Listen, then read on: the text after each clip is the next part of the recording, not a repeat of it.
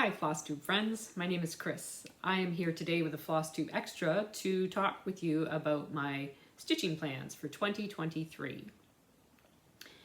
If you are a regular viewer subscriber, number one, thank you very much. I appreciate your friendship and having the opportunity to spend some time with you each month and share what I've been stitching on. But you will know that in 2023 I sort of had a stitching format or stitching strategy that I put into place at the beginning of the year to allow me to focus on a few projects to make some significant progress, but also have an opportunity to work on a variety of projects to keep things interesting. And the way I did that was through picking focus projects. So if you're new, I'll quickly run through that just so you have some perspective of how that worked. So I always had two focus projects every month. My primary focus project was always my oldest WIP, and it stayed as my primary focus project from month to month to month until it was finished. So it didn't go back into WIP pile, it was always being worked on. When I finished that primary focus project, that spot would be filled by my next oldest WIP, and so on and so on. My secondary focus project every month was a random pick using my WIP wheel, and that would get worked on for that particular month, and then the next month I would spin again and pick a new secondary focus project. Those focus projects would get worked on Monday to Friday, so 2 or 3 days each depending on what I was feeling like doing. And then on the weekends I would take my WIP wheel and spin it and pick a random project to work on for Saturday and Sunday. And I really liked that strategy. It worked really well for me. As I say, it sort of allowed me to see some significant progress on those focus projects. It felt really good to be putting some significant time into my oldest WIPs and to finish those. That just really felt great because they've been sitting around for, a year, 2 years, 3 years, and just finally finishing them was a really good feeling, and I enjoyed that. But for 2023, I just thought it might be nice to try something different and see how that works.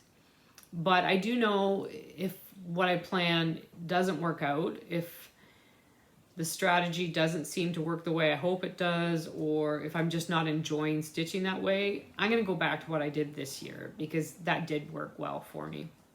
But what I think I'd like to try in 2023 is I'm going to have 4 focus projects. And what I've done is I've divided up all of my current WIPs kind of into size categories. So I have large, medium, and small. And I kind of just did that arbitrarily. Like I didn't look at stitch count or anything. I just kind of went, well, that feels like a medium, but that one's, it's not quite a large, but it's not a medium, so I'll call it medium large type of thing. And I've made a WIP and it actually worked out fairly evenly, except for smalls. I don't have a lot of smalls. And what I'm going to do is I'm going to take the oldest WIP from each of those categories. So I'm still getting that satisfaction of working on those old WIPs and making some progress. Each one is going to get worked on for 7 days. And I am going to do days, not days of the week. But so January 1st, 2nd, 3rd, 4th, 5th, 6th, 7th is going to be one project type of thing. And then the 8th to the 14th and et cetera, et cetera. So each one will get 7 days. And then the few extra days left over in the month, like the 29th, 30th, plus or minus 31st, I'm going to spend on the large projects because obviously they're going to take longer to complete. When I do complete one of those projects, then I'm going to pick a new one to take its place from that same size category. That way I'll still keep getting a little bit of variety, and I won't end up all of a sudden, if I just randomly pick projects, I might all of a sudden end up with 4 large projects, and then I'll never see any finishes, and I really want to get some finishes. So this just felt like a way that might allow me to do that. So yeah, so each of those will get worked on for 7 days. Now, I know myself well enough that if that's all I did, I'm going to get tired of those 4 projects after a while.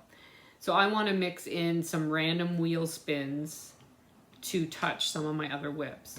I also know the other thing that would bother me if that's all I did was those 4 WIPs for, each for 7 days and kept doing that over and over again, that rotation.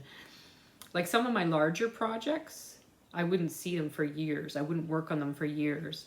And obviously I don't want to do that. I want to still be putting some stitches in those now and then, revisiting them because they're fun to stitch on and get at least a little bit of progress. So I am going to put some random wheel spins in, and I'm still kind of figuring out exactly how I want to do that. I believe I might do a weekly spin, and I'm calling it a relief project. So if I just need a break from the focus project, then I'm going to spin the wheel and pick a project that I can pick up and work on it for half a day or a day, maximum of 2 days in that 7-day span. The other 5, at least 5 days have to be spent on the focus project. And if I'm having fun working on the focus project, I'll just work on it for the full 7 days. But at least that way, I'll be able to touch some of those other projects, especially the larger ones that might not get into that focus project slot for a long time. But it'll add that variety that I hope will keep me interested. So I think what I'll do, I'm going to just show you then the 4 projects I'm going to be starting with.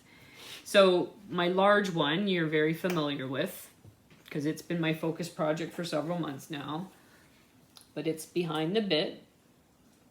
So this is going to stay out and it's still going to keep getting worked on. So that's the large.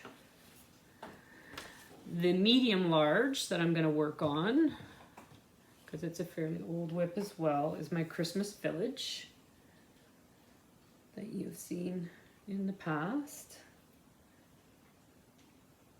So I've got almost 4 out of 6 pages done.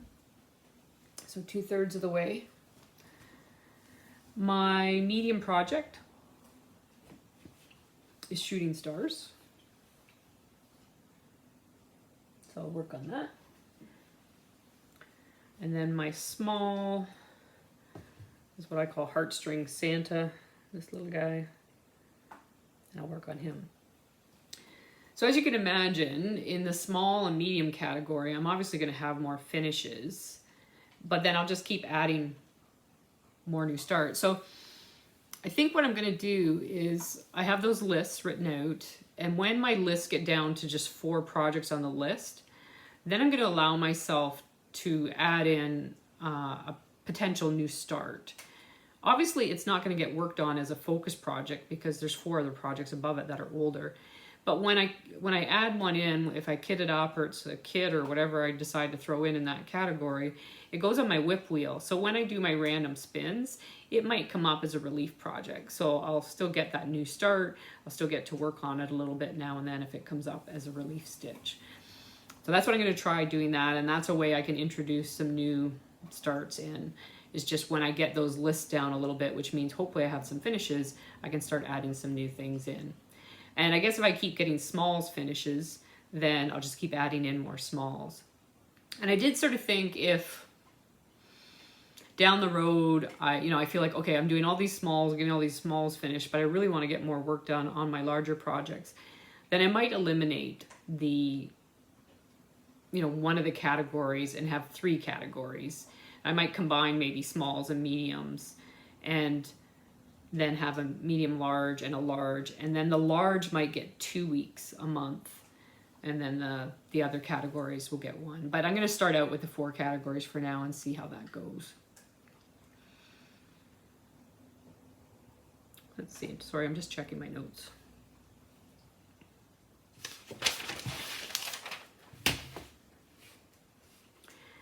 I figure I'm going to give this a try for at least 3 months before I make a judgment. And as I say, if it's just not working, I'm not enjoying stitching that way, I'll just go back to what I was doing this year because that worked really well for me.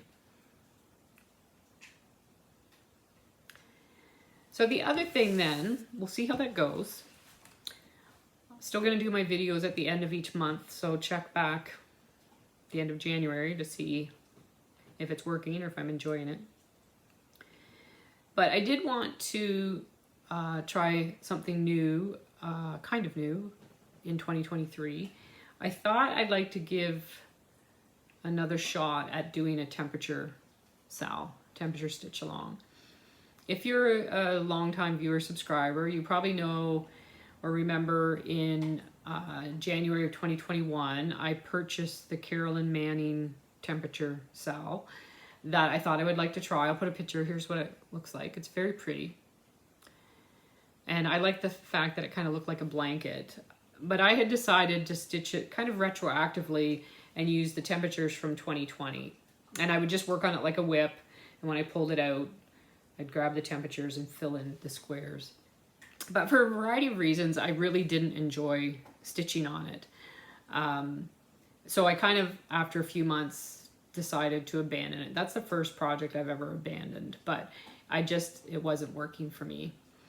But I've thought about it as I've seen more people stitching temperature cells. I thought it would be fun to give it a try again, but I would look around and look at more options and try and really find something that I thought would work for me. So I had a lot of fun doing that, and I thought I would share some of the things I found with you guys in case it's something you're curious about or you've thought about, and you might see something that interests you. So I started looking on Etsy because that's where you can find a lot of patterns, and a lot of them are PDFs, and there's a lot on there. I don't know if there's more and more designers creating them or if I just they weren't on my radar before. But I think a lot of people have probably heard of Kristi from KristisCornerNeedle is the name of her Etsy shop.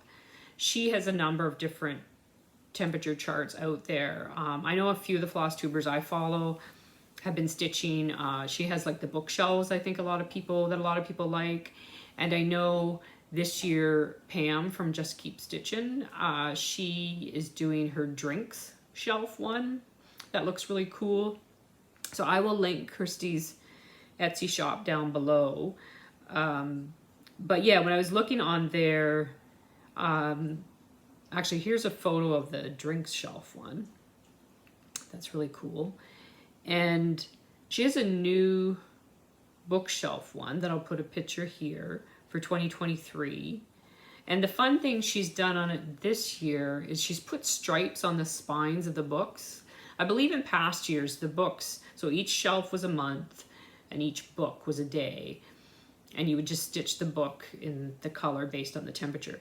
But for the 2023 one, she's put stripes on the spine of the book. So then you can have two colors. One would be the high and one would be the low. And I thought that was a pretty cool idea, if that appeals to you. I know Pam in her drinks one, she is just doing the high temperature. So yeah, so check out Kristi's Etsy shop. She's got a lot of really cool ones on there. The other person, probably one of the first designers I saw designing temperature charts, and again, maybe other people were doing it, I just hadn't seen them, but was Sarah, StitchinMommy. So she has a Etsy shop that I'll link down below. And she has a large number of different ones that I've seen over the years. You know, she had her little garden that I think was one of the first ones she did. And then she did hot air balloons. She's done a tree. She has some really fun, like dog and cat themed ones where there's little footprints meandering across the pattern that are done in the different colors based on the temperatures. And then there's little motifs scattering amongst those that are dog and cat related. So those are fun. But I was noticing when I was looking recently that she has this really cool typography one that I thought was really neat if you're into typography and you like words type of thing. I thought that was a really cute idea that I hadn't seen anything like that before. And then her other one that I believe is new is this Quaker one. And I know there's a lot of people that love to stitch Quakers. So how cool is that? I think that's really neat too. So yeah, so check out Sarah's Etsy shop, StitchinMommy. There's a lot of really fun patterns there. And there's tons of them. I saw one that was like a honeycomb, you know, the little hexagons, octagons were the different colors, and there's like little bees, you know, zipping in between type of thing. I really like this one with the hearts. That is designed by Apricotpolkadot on Etsy. And I just really like the way it looked when it was completed. You know, she's got some little gold hearts in there that I suspect are special days, like birthdays of family members or something like that. But I thought that was really cool too, and that one appealed to me. But again, there's so many of them out there now. The other thing I stumbled across that sent me down another whole trail was Peppermint Purple does a lot of black work, does black work charts.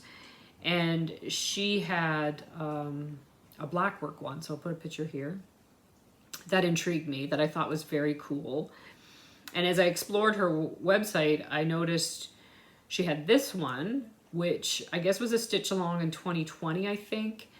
And it's 52 weeks. So it's not a temperature one.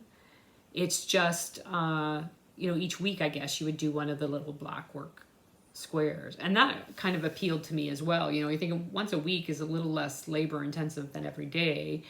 And I like the idea. I haven't really done any black work projects, but I thought that may be a fun way to explore it. But I wasn't loving the color palette, which I know I could change if I wanted to. And I know the other thing that sort of bothered me was that the different sizes of the, like some are rectangles, some are squares, and the way they're arranged just aesthetically didn't necessarily appeal to me. But then I found this one that she has. And I love the colors and the gradient of color on here. I love that they're all just squares, so they're very uniform. And there's 40 of them. So I thought, well, that would be fun too, because if you did one a week, that gives you a lot of leeway. If you have weeks where you don't get a chance to stitch on it, it's easy to catch up because there's only 40 as opposed to 52. So that intrigued me too. But I kept looking because I just wanted to see what all was out there. And then I discovered that Jardin Prive, on their website, in their free pattern section, they had some temperature charts, which I didn't realize. And they have a number, I think 2020 again might have been the first year that a lot of people started doing them. The 2021 was this one, which was some houses. And I think it went through a few versions if you read through the notes along with it. I think originally the house was supposed to be like the high and the roof was the low or something like that. But I think eventually she just did all the roofs black and did the house color, the high temperature. But you can do whatever you want. So I really like that one. And she eventually started to add some little motifs in between the houses to break up the months, I believe. So I really like that idea too. But the chart does finish off, you know, at I was going to say an odd size. To be honest, I can't remember what the dimensions were. But I always think about framing because I do like to finish most of the things that I stitch.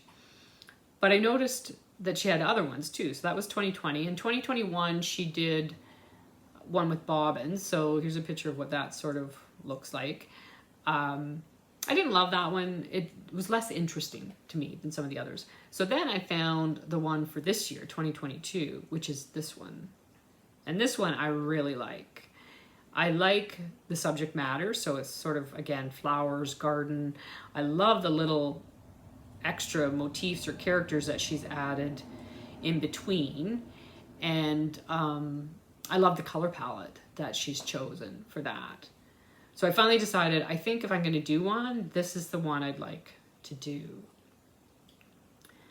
I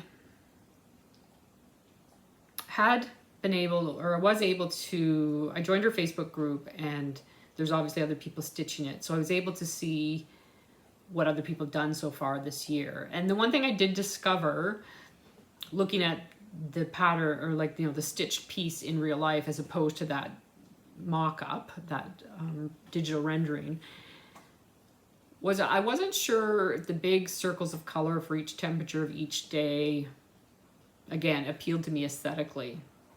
But then I remembered Pam's drinks one that she did.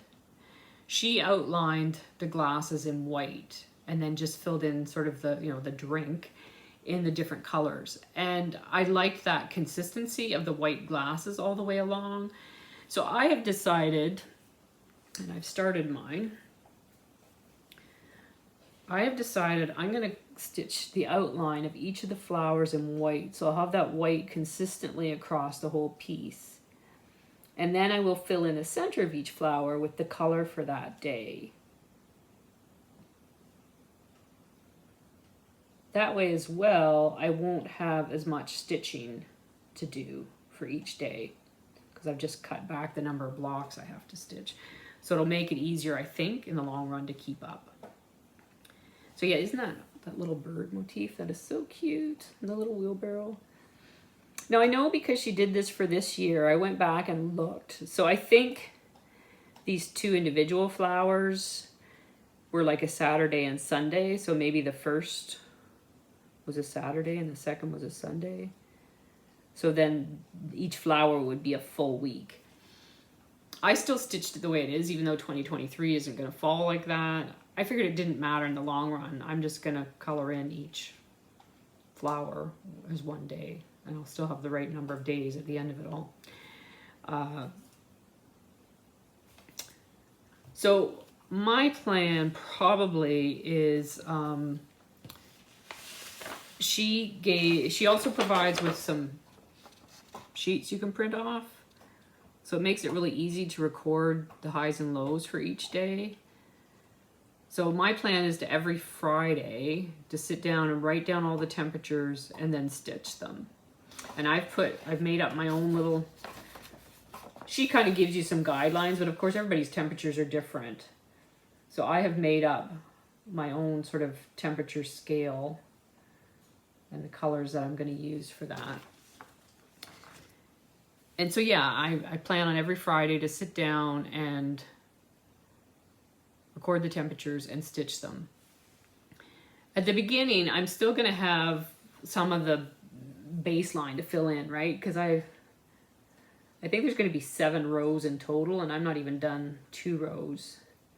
But ideally, I would like to have all of this stuff stitched. But I know I'm not going to have that done before the new year with the stuff that I'm doing now. But I'm far enough ahead that every Friday I can just spend some time stitching on this. So not only will I just fill in the colors for that week, I can do some extra stitching to try and get all the framework done up. And because it's a stitch along for this year, there's still one line she hasn't released, like that's the bottom one. So I'm looking forward to seeing that. I imagine she'll be releasing that soon. For the month of December kind of thing. So if it's not up there now, I'll have to go check. I imagine within the first week of December, she'll have that final row in there. But I'm a little ways away from that yet anyway. So that is my temperature sal that I hope to do. But I still keep thinking about the black work one because that just seems like a lot of fun to me. So I think what I'm going to do is see how this Jardin Prive one goes for the first part of the year, and if it's going well and smoothly and it's not becoming a burden, if I'm enjoying doing it, then I might consider adding in the black work one. Because it's 40 weeks, you know, I've got a few weeks to spare before I make that decision, so that I'm not behind kind of thing. So but I'm not going to commit to it right now. The idea of having 2 that I have to, that I have to do, not that I have to, but you know what I mean, that I feel like to keep up, I've got to work on them regularly. Having 2 might be a little bit overwhelming at this point, but if I can get the Jardin Prive one running fairly smoothly, then maybe I'll do that and allow myself to do that. Or maybe I'll just buy that black work pattern and just start it as a whip someday. So only time will tell. So I think that was everything I wanted to share with you. So I'm going to go from 2 focus projects to 4 focus projects. I'm going to divide them up by size categories. Hopefully get a few more finishes in just to feel the,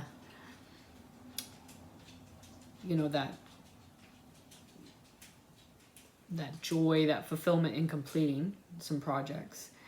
But still keep working on things, and I really like the idea of that it's always my oldest whips. So they're getting out of that whip pile and they're actually getting worked on until they're finished. So in my head, it all seems like it will work and it will be fun and it will be good.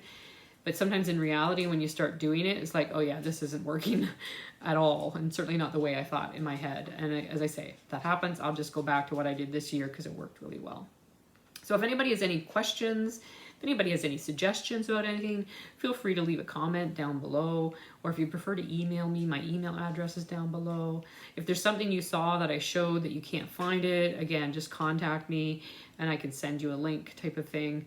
But yeah, thank you so much for taking the time to you know, visit with me and let me talk about my plans. I know some people planning videos aren't their thing, or they're not interested in other people's plans, but I personally find them really interesting. I like hearing, you know, what other people are planning on doing, how they're going to attack their wick pile, you know, moving forward into the next year, or you know, moving forward into the next month, you know, to make progress but still allow new starts, that type of thing. I just find that always interesting and intriguing and inspiring.